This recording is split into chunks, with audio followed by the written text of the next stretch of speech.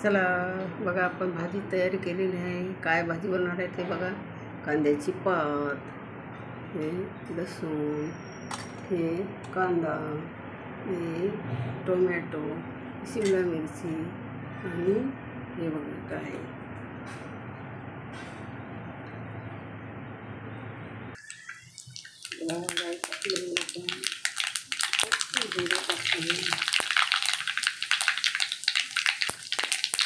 लसूण टाकूया,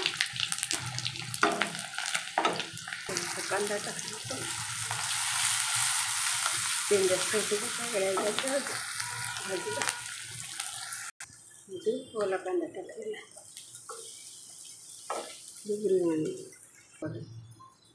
मसाले टाकले, सगळं सुकं खोबरं, गरम मसाला, मिरची पावडर आता टाकणार आहोत आपण. टमाटर, शिमला मिरची, कांदा मस्त मसाला झाला पाहिजे टाकूया आपण.